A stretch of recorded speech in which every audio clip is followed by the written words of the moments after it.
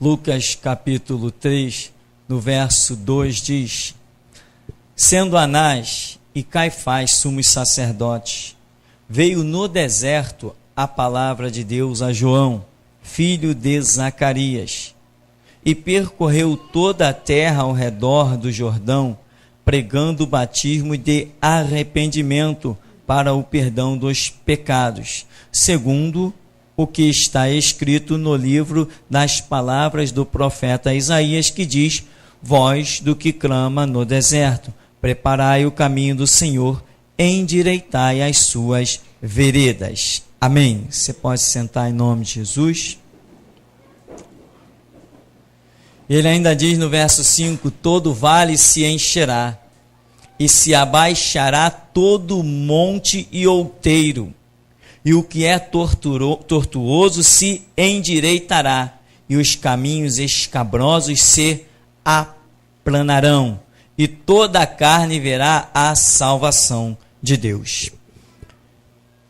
Esse texto, eu creio que nós vamos partir para um outro texto ainda de Lucas, mas eu quero que nós analisemos um pouco. A Escritura diz: bem-aventurado que medita de dia e de noite. Cá entre nós, na presença de Deus, você tem feito assim, irmão? Tem meditado? Tem valorizado? Tem levado a sério? Tem entendido que esse livro chamado Bíblia, que você compra por 8, 10 reais um exemplar, esse livro tão barato, é a coisa mais importante da sua vida? Sem ele você estaria em completas trevas, porque lâmpada para os nossos pés e luz para o nosso caminho é esta palavra daqui. Então, esse livro custa 10 reais, o papel, a impressão, a capa. Com 10 reais, eu comprei há poucos dias um belo exemplar que custou R$ 11,80. Quando eu fui pagar no caixa, falei: ué, só isso? É. Falei: ah, tá bom. Então, o físico deste livro é muito barato, mas o espiritual é o mais caro possível que alguém pudesse pagar. Amém? É um preço de sangue. Então, você tem meditado? Você considera que esse livro é realmente importante? Você não deixa ele se apartar de você? Você leva ele a sério? Tem que levar ele a sério. Vamos seguir aqui o nosso texto? Então, lá estão os sacerdotes, né? Sumos sacerdotes, Anás e Caifás. Mas veio aonde? No deserto. A palavra de Deus a João Batista. O deserto é lugar de prova. O deserto é lugar de dificuldade. O deserto é lugar de, naturalmente, fisicamente falando, incertezas. Você não pode dizer no deserto que certamente vai beber água. Existe essa dúvida. Cada lugar que você caminha não tem água. Então você precisa encontrar essa água por onde vai passar. Então veja bem que Anás e Caifás são sumos sacerdotes. Eles estão aonde? Na sinagoga dentro da cidade. Mas espiritualmente eles estão fora de um propósito em que a Bíblia enfatiza que João Batista está num deserto tanto físico, mas também está no centro da vontade de Deus, que é um deserto espiritual. Ele percorria, diz aqui no verso seguinte, percorria toda a terra ao redor do Jordão, pregando o batismo do arrependimento para o perdão dos pecados. Quer dizer, ele não está parado. Ele está percorrendo, ele está numa posição em que ele atinge tanto a judeus quanto gentios. Os gentios que agora fossem conhecer as verdades espirituais, teriam que conhecê-las com base em João Batista, não mais nas outras bases que estavam ficando para trás. Anás e Caifás eram sumos sacerdotes, como eu sempre digo. Lá estão eles na sinagoga, orando, ensinando, pregando. Mas a palavra estava com quem? Com João Batista. A multidão reconheceu o impacto, foi lá para o deserto, foi ouvir João Batista. E mais Anás e Caifás, o que eles estão fazendo? Eles continuam lá com as suas roupas bonitas, com as suas vestes maravilhosas. Eles continuam lá ainda reverenciados por muitos, mas a graça de Deus já tinha saído da sinagoga e tinha ido para o deserto. Por onde João Batista ia, lá ia a palavra. Por onde João Batista ia, lá ia a graça, lá ia o Espírito. O Espírito Santo já tinha saído da sinagoga, estava lá no deserto com João Batista. Mas o povo não percebia tal coisa. O povo como um todo não. Mas alguém percebeu. E diz a Bíblia que de toda a circunvizinhança das cidades adjacentes, uma multidão ia ter com João Batista, lá no deserto. Eles não queriam saber da distância, não queriam saber das dificuldades, eles foram atraídos pelo Espírito Santo. Quando o Espírito Santo atrai alguém, este alguém não vê dificuldades. Se vir dificuldades, não herdará as promessas de Deus. Quando Deus aponta um caminho, não interessa as pedras nem espinhos, nós vamos lá, porque quando Ele chama, Ele capacita, Ele sustenta, Ele guarda. Então, o Espírito Santo está conduzindo vidas. A quem? A João Batista. Não está conduzindo mais ninguém aos sumos sacerdotes, Anás e Caifás. Então veja aqui, há alguns detalhes que me chamaram a atenção. Ele diz que a palavra de Deus foi a João, filho de Zacarias. Zacarias era o quê? Um sacerdote. Ora, o que é a voz da restauração? João Batista é a voz da restauração. Ele em nenhum momento, a Bíblia diz que ele tenha feito menção de quem ele era. Lucas, um médico, Lucas, alguém entendido, Lucas, que quando se escreve nós vemos que ele busca o fundamento das coisas. Lucas enfatiza que João Batista era filho de Zacarias, um sacerdote. Mas João Batista não estava nem aí para isso.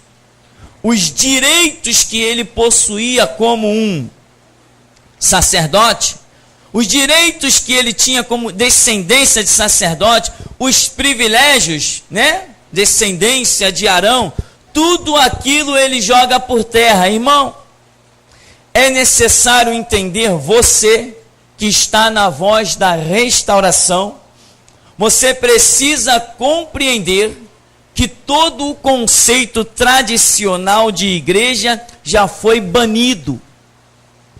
Você precisa entender que todos aqueles parâmetros, toda aquela organização eclesiástica, todo aquele sistema do passado, ele já era. A partir do momento que entra a voz da restauração, é uma virada de 360 graus.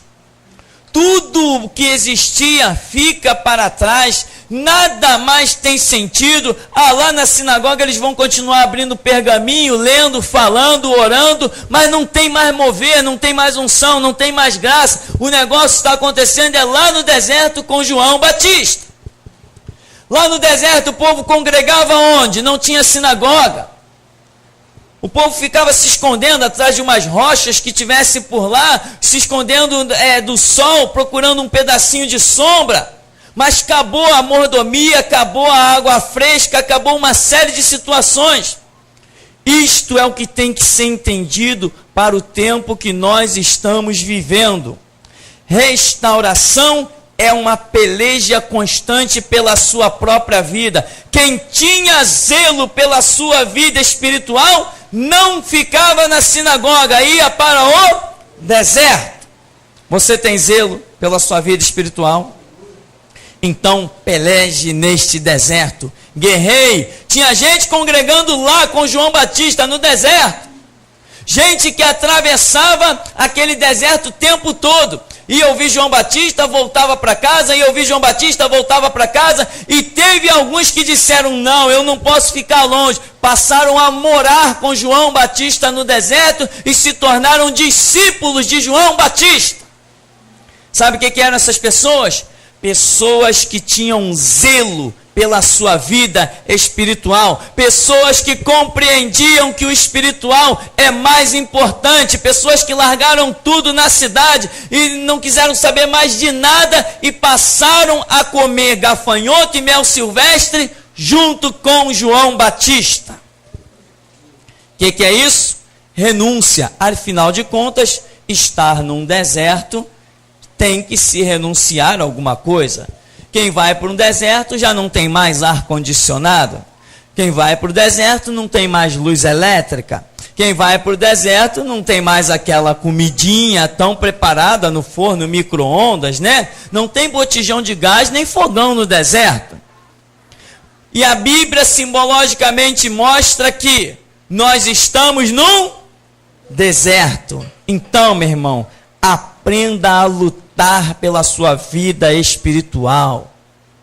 Aprenda a guerrear, aprenda a pelejar. Reúna todas as tuas últimas forças e diz: vou atravessar o deserto. Quando você determina na sua mente que vai fazer alguma coisa, o teu corpo obedece. Mas se na sua mente você é fraco, no seu corpo você também será derrotado. Eu faço assim, eu uso esse esquema. Eu observo as coisas, eu oro, eu digo, esta é a verdade.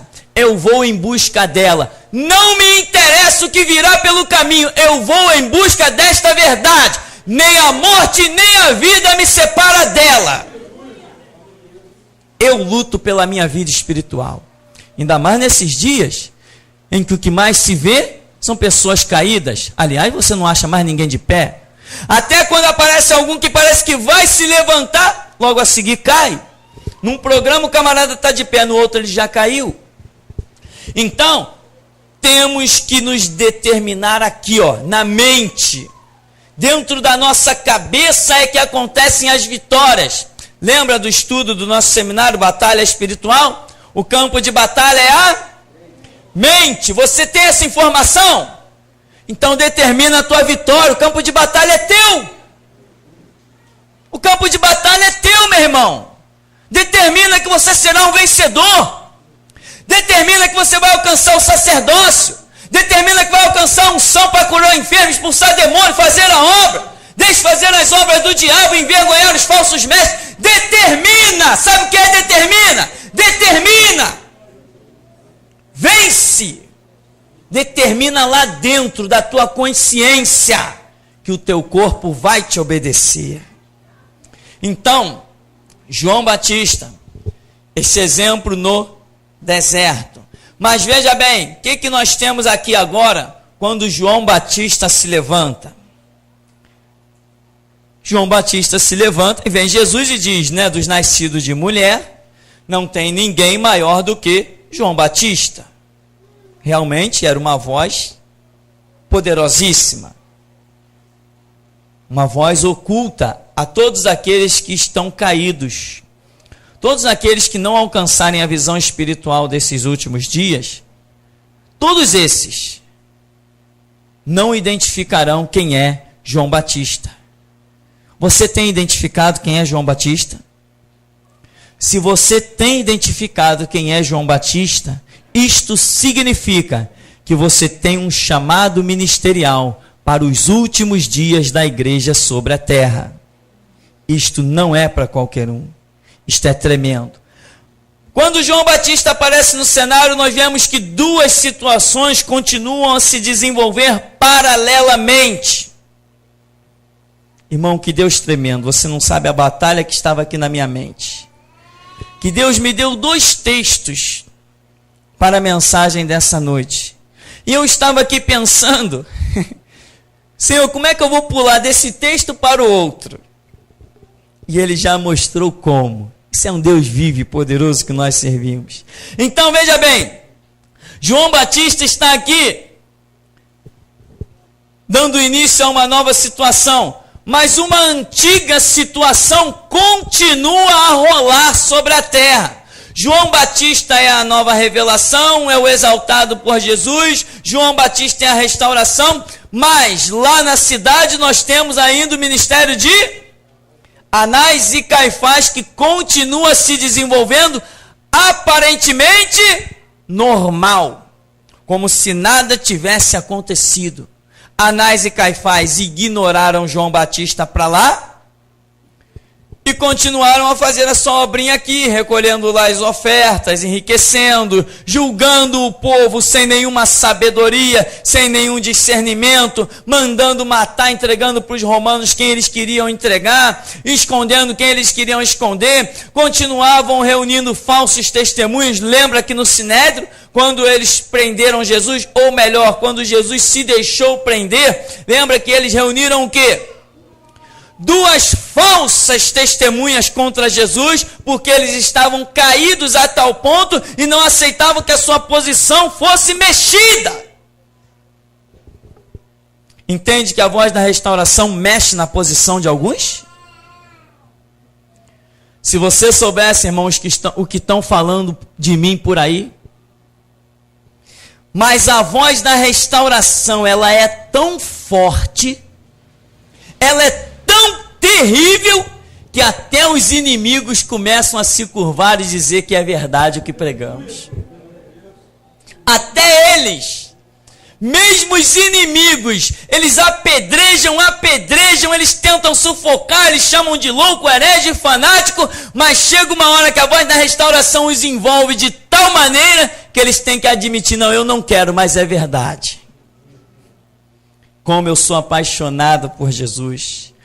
E quando eu olho e vejo que o muito que nós temos recebido não passam de gotas, eu digo: meu Deus, daqui a uns 5, 6 anos, quando o cálice estiver para transbordar, o que será dos mercenários? Aonde eles vão esconder a cara? Aí se cumprirá a palavra que o Senhor Jesus me deu há alguns anos atrás, que eu vou pregar e eles vão se esconder do próprio povo deles. Por que eles vão se esconder do próprio povo deles? Porque a voz da restauração que eles estão tentando fazer com que o povo não ouça, nós vamos lá, de mão em mão, entregar na mão do povo deles. Aleluia. E tem mais. A minha esposa teve uma visão enquanto viajava lá em Minas, que o Senhor falou poderosamente comigo naquela visão. Ela via um CD, ela via 3 luzes fortes. E ela foi procurar de onde vinham aquelas luzes. Quando ela olhou, lá estava um CD. E de um CD saíam 3 luzes fortes. E o Espírito Santo tem falado comigo poderosamente. Você não precisa ir a parte algum. Aonde chegar o CD, eu faço a obra. Isso é para que você, meu irmão, não tenha pena de investir. Não tenha pena de investir. E o Espírito Santo falou comigo: você acha que tanto investimento, milhares e milhares de reais investidos, tanto trabalho, tanto suor, tanto desgaste, tanta coisa, acha que isso seria à toa? Um CD foi e acabou a história? Não! Aonde vai um CD, vai as 3 luzes, vai o Pai, o Filho e o Espírito Santo. Poderosíssimo é o nosso Deus, grandiosa é a obra. E ele tem dito: você acha que quando eu dei a visão de você em cima da montanha, jogando o CD para tudo que era lado, eu ia ficar de braços cruzados? Entendeu, irmão? Deus não ia ficar de braços cruzados. Nós estamos fazendo uma obra em que o Pai, o Filho e o Espírito Santo estão atuando sobre ela. E como que os inimigos vão resistir isso? Como que eles vão resistir a uma coisa dessa? Tremenda, gloriosa, majestosa.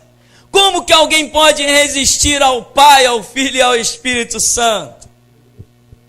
Nós estamos fazendo uma obra apoiado pela Trindade Divina. Ninguém nos pode resistir. Se alguém disser que vai te matar, meu irmão, mostra o teu sorriso para ele. Diz assim: ô amigo, eu duvido, vê se a tua arma funciona. Se alguém disser que vai armar uma emboscada para você, por favor, dá a tua rotina para ele. Ó, dia tal eu vou estar em tal lugar, em tantas horas eu vou estar em tal lugar, eu passo com o meu carro em tal lugar. Zomba e escarnece dos inimigos, porque 1000 cairão ao teu lado, 10.000 à tua direita, e tu não serás atingido.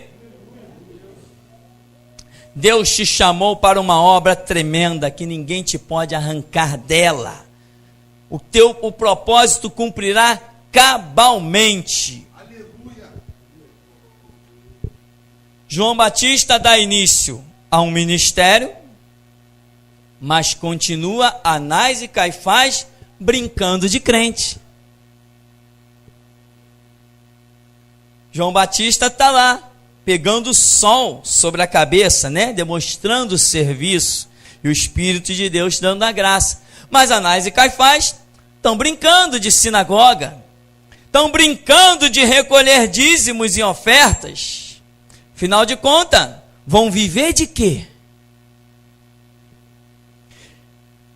João Batista e o ministério que continuava por pouquíssimo tempo ali, vamos dizer, de Israel, estão ligados ao nosso outro texto, de Lucas 17, a partir do verso 30, diz assim: naquele dia, quem estiver no telhado, tendo os seus utensílios em casa, não desça a tomá-los, e da mesma sorte o que tiver no campo, não volte para trás. Lembrai-vos da mulher de Ló. Qualquer que procurar salvar a sua vida, perdê-la-á. Qualquer que a perder, salvá-la-á. Digo-vos que naquela noite estarão 2 numa cama. Um será tomado e outro deixado. 2 estarão juntas, moendo. Uma será tomada e outra será deixada. 2 estarão no campo, um será tomado e outro será deixado.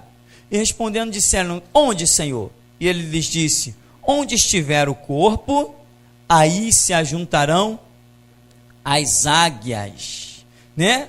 Você vê que a expressão é interessante. A primeira parte do verso 34, você pode não imaginar de imediato aí um trabalho, mas os 2 versos seguintes, o 35 fala de moendo e estar no campo, o que nos mostra trabalho. E nós já vimos, né, essas 2 moendo, 2 feminino, só podemos imaginar que Jesus tenha desejado falar 2 mulheres, que são símbolos da igreja. Isto aqui foi o que aconteceu no final da dispensação da lei com João Batista. João Batista estava moendo, mas Anás e Caifás também estavam moendo. João Batista estava fazendo as obras, e Jesus disse que dos nascidos de mulher ninguém era maior que ele. Porém, Anás e Caifás também estavam realizando suas obras.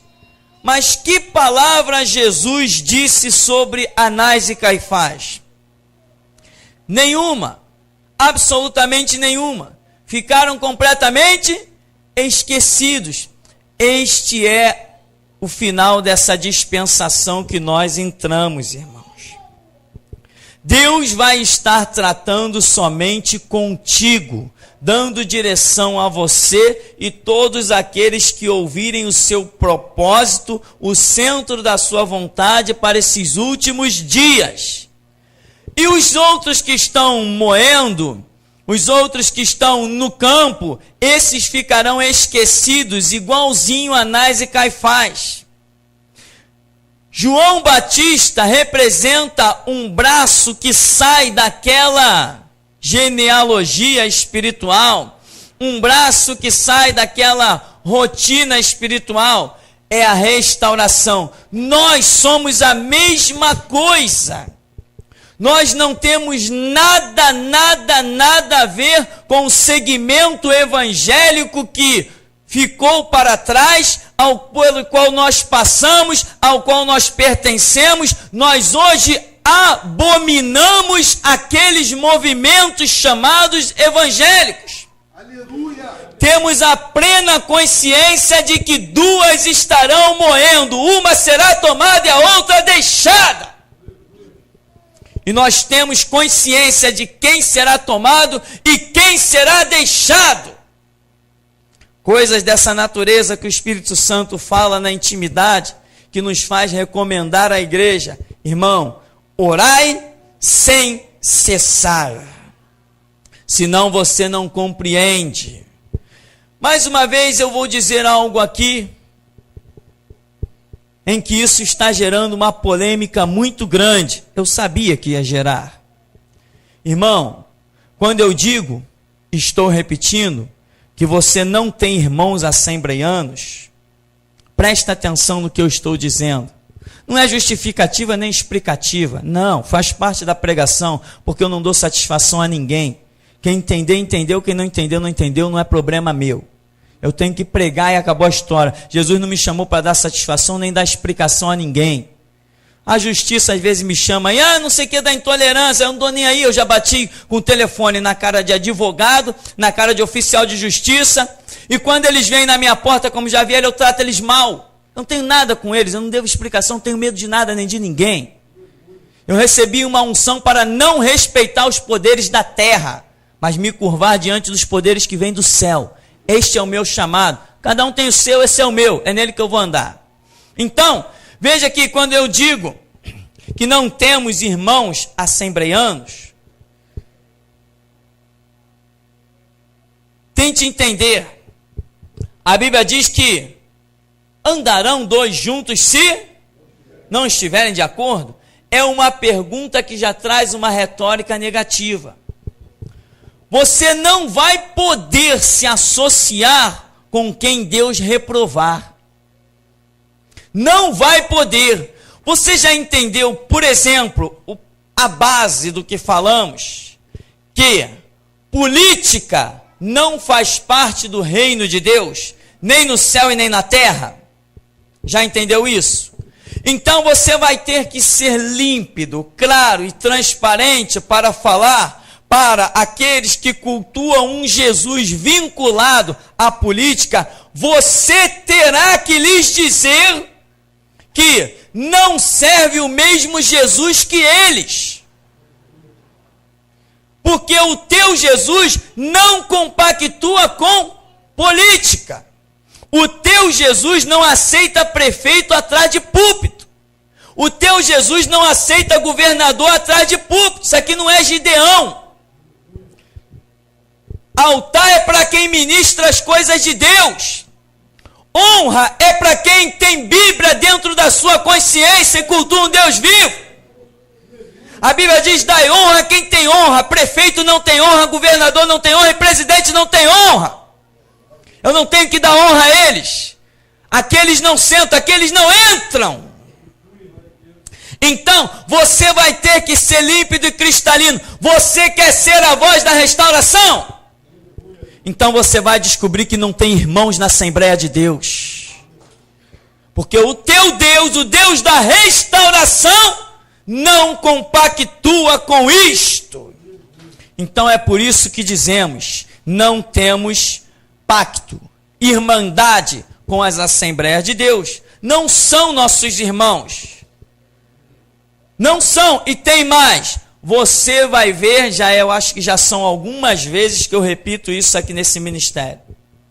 Você verá, e meu irmão, você verá que você será traído por crentes, batistas e assembleianos, vendidos tanto para a política quanto para o catolicismo.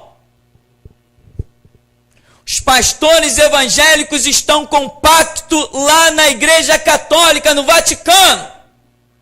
Os grandes ícones, os homens mais importantes do Evangelho, estão compactuando com todo lixo católico. Eu não disse que o católico é um lixo, eu disse que o catolicismo é um lixo. O que queremos do católico é que ele conheça a verdade, senão ele vai para o inferno. Não existe salvação para católico, no céu não entra católico, só entra crente, remido e lavado no sangue de Cristo. Então, meu irmão, duas vão estar moendo, assim como Anás e Caifás sendo sumo sacerdote e João Batista pregando no deserto. Eu te pergunto, depois que João Batista se levantou, ainda tinha salvação com Anás e Caifás? Se a palavra estava com João Batista? Eu quero que você entenda isso. Você tem entendido que este é um ministério de restauração? Se nós somos um ministério de restauração, não tem mais salvação lá fora. Irmão, se eu morresse hoje, você ficaria perdido.